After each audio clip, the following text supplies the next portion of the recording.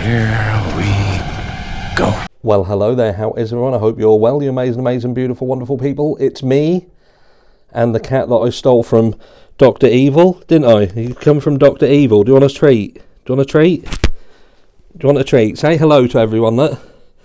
Hello, everyone. Hello, everyone. Look at the camera. Camera's up there.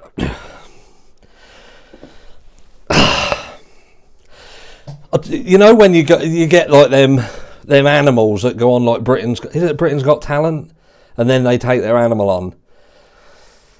You won't be seeing them on there anytime soon, unless there's a category for just putting them on stage with a load of stuff that you don't want broken, and watch them fuck the gaff up, because then they'll come out on top. They'll win.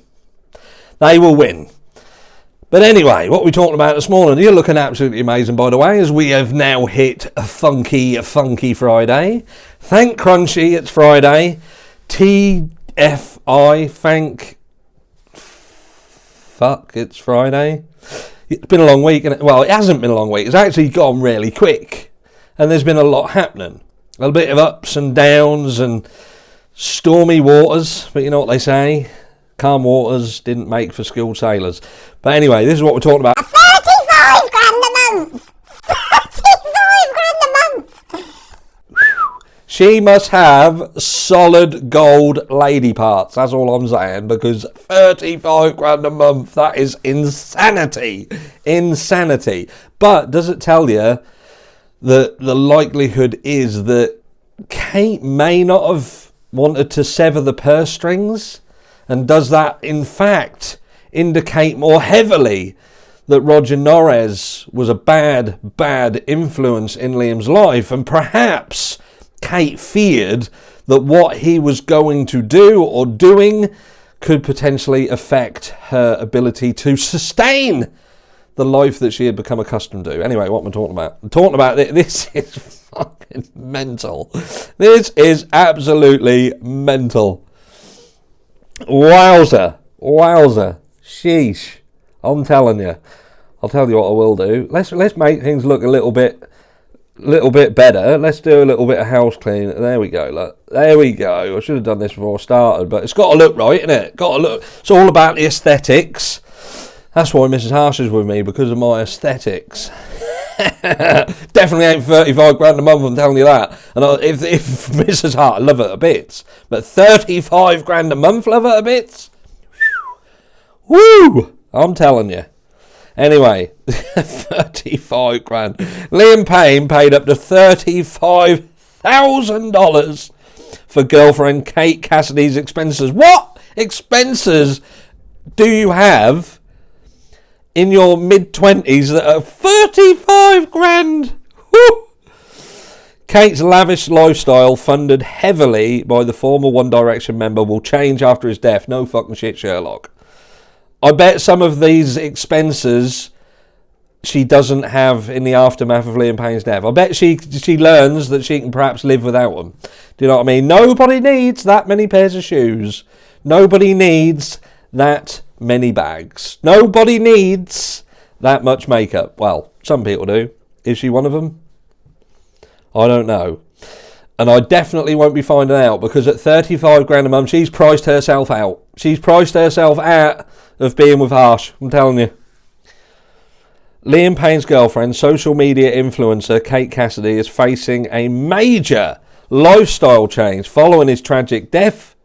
Sources reveal that Liam, who dated Cassidy since late 2022, generously supported her with $10,000 monthly for living expenses, while also allowing her to use his credit card for clothing and other costs.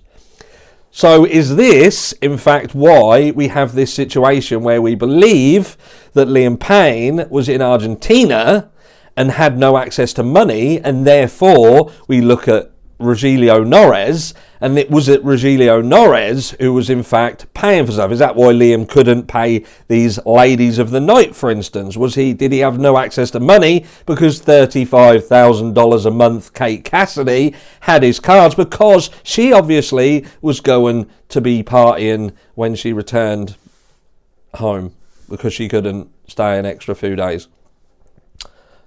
if you've got that much money, then perhaps it's a case of, I don't really, I've done everything I can do it. I want to go home because I've got other stuff I want to be doing. I need to go shopping. I need to buy another pair of Ugg boots and a hoodie. 35,000 a month. Boy, there we go. These expenses reportedly amounted to about 25 grand a month. What I find hilarious here, because what's happened in this situation as well. Let me get rid of that. Get off the screen, man. It's like this little micro screen, and it's quite annoying. Let's put it over there. That's better. This is another one of her friends. This is going to be another mate, this is. You know, all the mates that keep talking to her and finding stuff, and then they go to media. The couple had been living together in a luxurious 5-bedroom rental home in Wellington, Florida, before Liam's untimely death in October.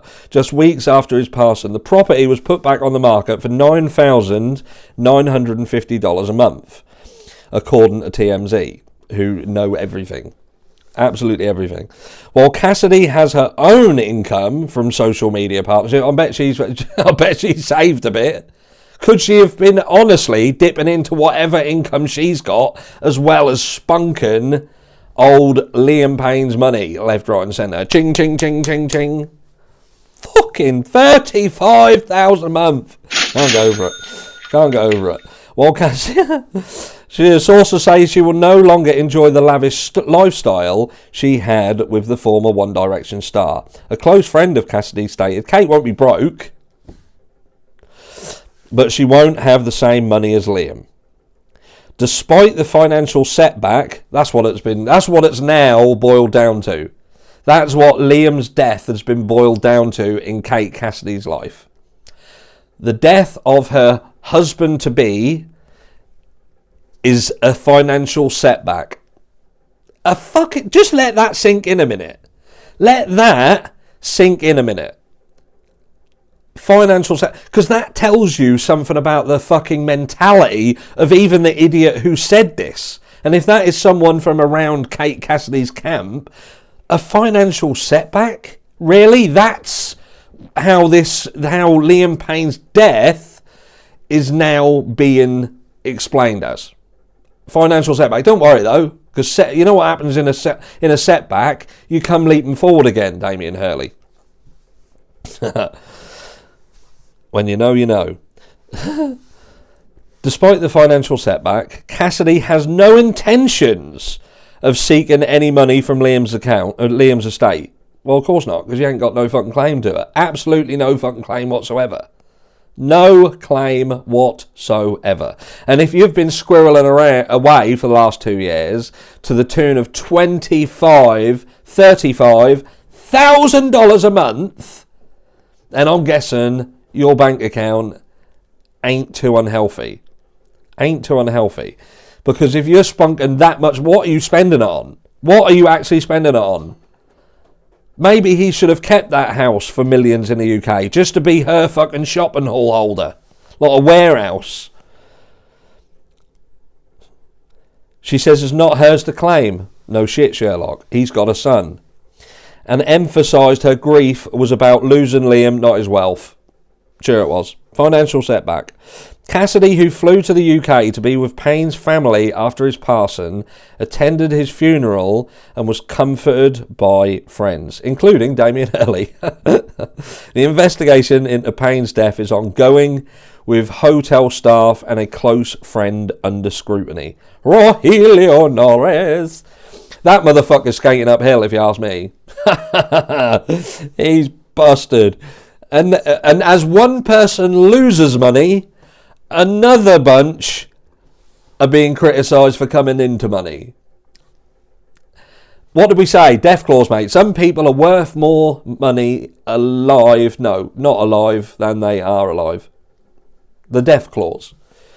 And One Direction, what's left of them, have now announced that they will be doing this thing over Christmas.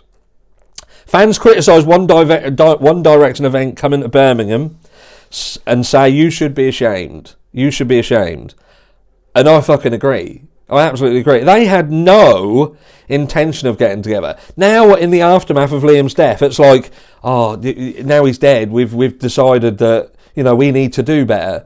It brings things into context, so we don't see each other. We don't do anything. We should have spent more time together. We should have kept in touch. You know, yada yada yada. Oh, Liam was this special guy. He helped me through this, that, and the other. But that turns into this event, doesn't it?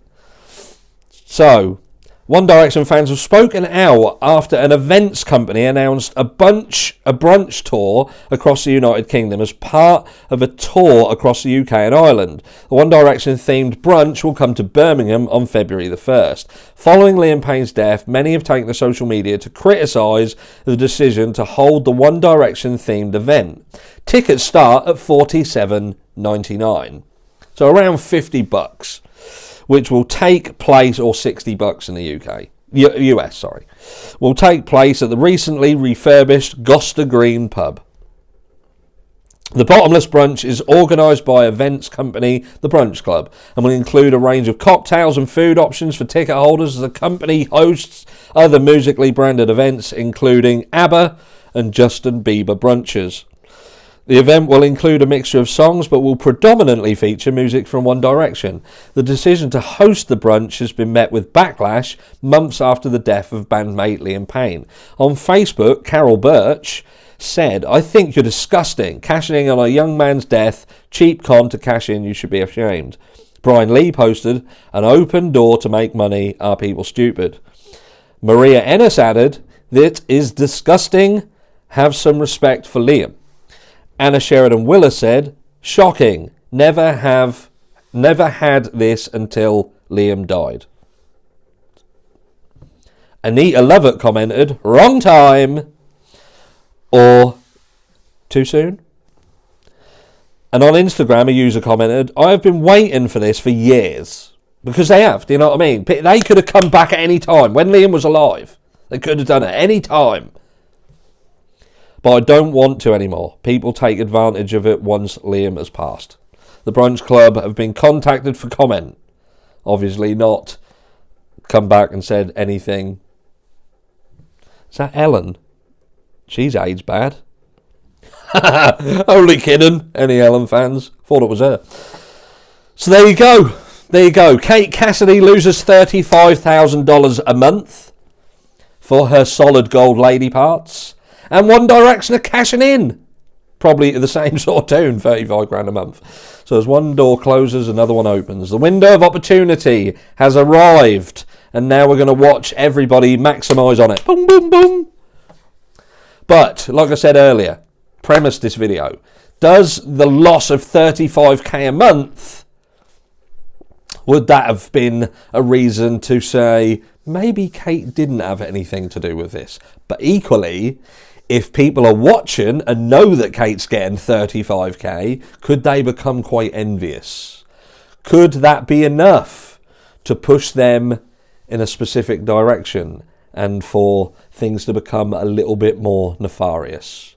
Video 2 will talk about them very nefarious things, because I don't want this video to be too long because you'll have fell asleep. So I'll catch you all in video 2 later on today.